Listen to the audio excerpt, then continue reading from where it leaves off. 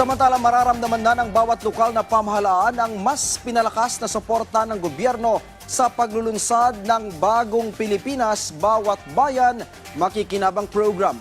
Bukod sa daang libong pondo para sa proyekto ng mga barangay, may nakalanding pondo para sa mga presidential scholar. Yan ang ulat ni Kenneth Pasyente. Libo-libong mga Batanggenyo ang direktang nakinabang sa paglulunsad sa Batangas ng Sa Bagong Pilipinas Bawat Bayan Makikinabang program sa pangunguna mismo ni Pangulong Ferdinand R. Marcos Jr. Layunin ng programa na diretsyong maibaba sa mga lokal na pamahalaan ang Local Government Support Fund para mapalakas ang kanilang kakayahan sa pagtugon sa pangangailangan ng kanilang nasasakupan. Dito ipinagkaloob ang tig 200,000 pesos na tulong pinansyal sa mahigit 1,000 mga barangay. Ang kalahati ng pondo ay nakalaan para sa capital outlay projects tulad ng pagbili ng mahalagang kagamitan. Ang local government ay in many ways, pwede mong sabihin, ay napakahalaga para sa buong pamahalaan, sa lokal na pamahalaan at sa pangbansang pamahalaan.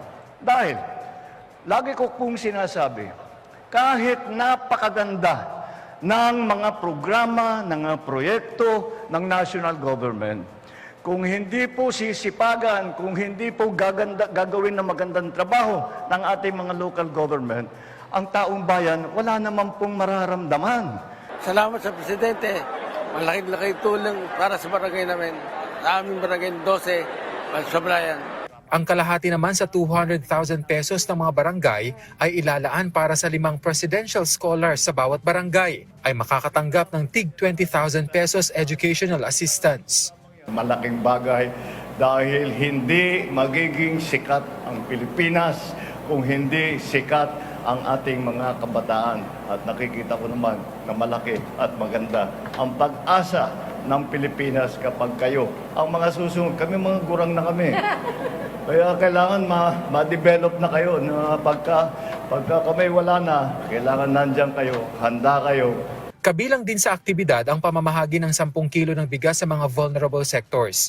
Sa kabuuan, nasa 235,000 na individual sa probinsya ang makikinabang sa programa. Tiniyak pa ng Pangulo na magpapatuloy ang programa at hindi pang photo op lang. Kasabay niya ng pagtiyak ni Executive Secretary Ralph Recto na hindi lang ito sa Batangas, kundi sa buong bansa at walang tinitingnang kulay politika.